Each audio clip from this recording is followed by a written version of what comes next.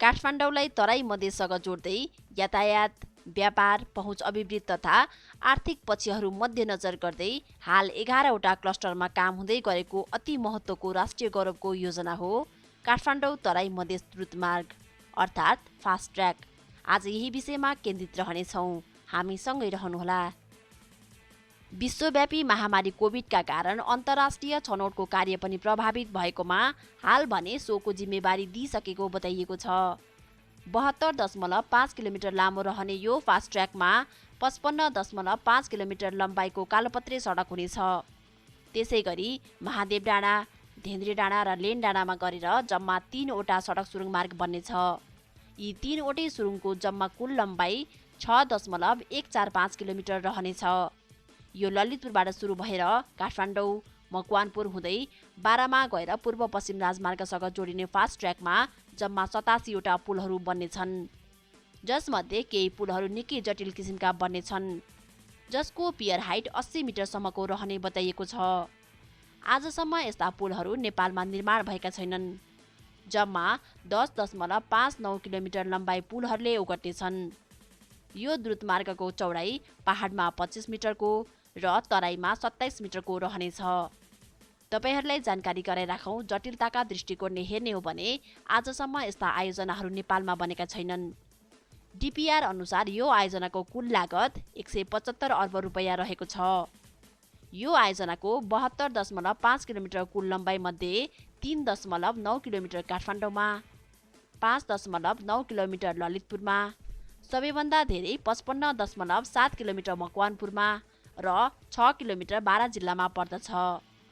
यो जटिल, खर्चिलो र गौरवको आयोजनालाई समयमै निर्माण सम्पन्न गर्नका लागि 11वटा क्लस्टरमै 11वटा विभिन्न अनुभवी निर्माण कम्पनी छनौट गरेर त्यो क्लस्टरको सम्पूर्ण कार्यको पूर्ण जिम्मेवारी सोही कम्पनीलाई दिने तयारी थालिएको बताइएको छ।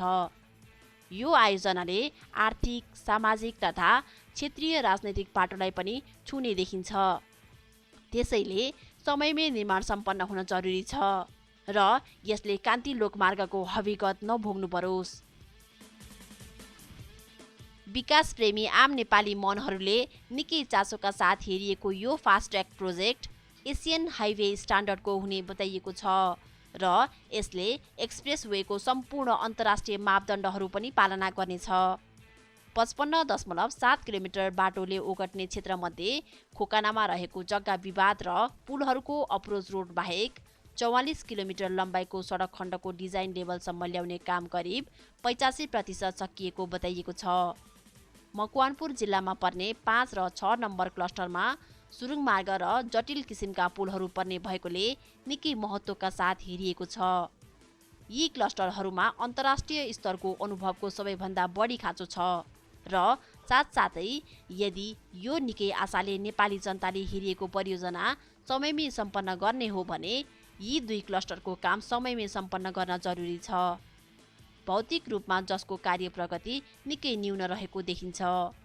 गत आर्थिक वर्ष यो आयोजनाको प्रगति भौतिकतर्फ 42.85% र वित्तीयतर्फ 42.8 रहेको बताइएको थियो भने गत आर्थिक वर्षसम्मको यो परियोजनाको भौतिक प्रगति 11.11% र वित्तीयतर्फ 9.52% रहेको जनाइएको छ। यो आर्थिक वर्ष यस आयोजनाका लागि 8.93 अर्ब रुपैयाँ बजेट विनियोजन गरिएको छ। 84% आयोजना प्रभावित जनताले मुआब्जा बुझिसकेका छन् भने 16%ले अझै बुझ्न बाँकी छ। यस आयोजनाले काठमाडौँ, ललितपुर र मकवानपुरका स्थानीयको 5165 रोपनी जग्गा ओगटेकोमा 4357 रोपनीको मुआब्जा वितरण गरिसकेको छ र 807 रोपनीको मुआब्जा वितरणको काम बाँकी रहेको देखिन्छ। किनकि विशेष गरी खोकाना ललितपुरका स्थानीयहरूले मुआब्जा बुझ्न मानेका छैनन्। थपिएको समयअनुसार 2081 भदौमा निर्माण सम्पन्न गरिने भनिएको यो राष्ट्रिय गौरवको आयोजनाको काम हाल 11वटा क्लस्टरमा बाँडेर अघि बढिरहेको छ। उच्च स्तरीय बृहत छलफलपछि नेपाल सरकारले यो आयोजना निर्माणको जिम्मा नेपाली सेनालाई दिने निर्णय 2074 वैशाख 21 गते गरेको थियो। यो फास्ट ट्र्याक 2069 सालमा नेपाली सेनाले खोलेको पाइलट ट्र्याक भएर अगाडि बढ्नेछ। नेपाली सेनाले देशका विभिन्न ठाउँहरूमा धेरै बाटोहरू निर्माणका कार्यहरू समयमै सम्पन्न गरेको, कठिनभन्दा कठिन क्षेत्रमा प्राप्त गरेको सफलता जस्ता कुरालाई मध्यनजर गर्दै यो आयोजना निर्माणको जिम्मा नेपाली सेनालाई दिने निर्णय गरेको पाइन्छ। तपाईहरूलाई जानकारी गराइराखौँ, नेपालमा एसियाकै पहिलो सुरुङ मार्ग 104 वर्ष अगाडि नेपाली सेनाको नेतृत्वमा निर्माण सम्पन्न भएर सञ्चालनमा आइसकेको थियो। 2072 सालको महाभूकम्पले क्षतिग्रस्त भएपछि भने हाल यो बन्द अवस्थामा रहेको छ। 500 मिटर लामो मकवानपुरको चुरियामाई सुरुङ मार्ग निर्माणको नेतृत्व सैनिक इन्जिनियर कर्नेल दिल्लीजङ थापाले सम्हाल्नु भएको थियो। यो सुरुङ मार्गको निर्माण स्थानीय सामग्रीहरूको प्रयोग गर्दै बनाइएको थियो, जुन 2072 सालको महाभूकम्पले क्षतिग्रस्त हुनु अघिसम्म पनि एकतर्फी रूपमा सञ्चालित थियो र त्यसताका यो निर्माण तोकिएकै समयमा निर्माणाधीन रकमभन्दा कम खर्चमा नेपाली सेनाले निर्माण सकेर बाँकी रहेको रकम राष्ट्रिय ढुकुटीमा फिर्ता गरेको इतिहासकारहरूले उल्लेख गरेका छन्। 1 शताब्दी अगाडि एसियाकै पहिलो सुरुङ मार्ग बताइने नेपालले आज अरूको मुख ताक्नुपर्ने अवस्था आएको छ। यसको कारण भने प्रविधिको प्रयोग, विस्तार, सुधार तथा नयाँ जनशक्ति उत्पादनमा राष्ट्रले जोड नदिएकै भएर होला।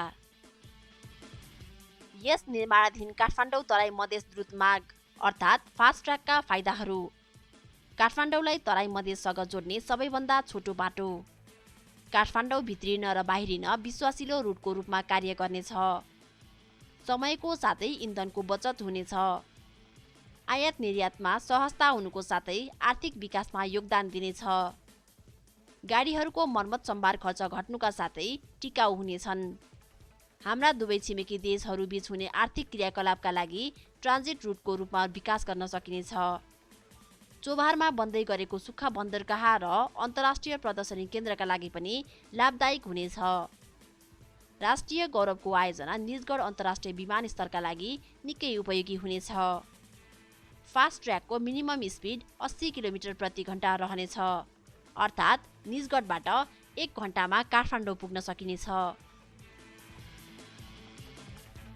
कुल लम्बाइ 72.5 किलोमिटर मध्ये करिब 8% सुरुङ मार्ग र 15% पुलहरू रहने यो भव्य एक्सप्रेसवेले आर्थिक सामाजिक विकासमा महत्त्वपूर्ण भूमिका खेल्ने बताइएको छ।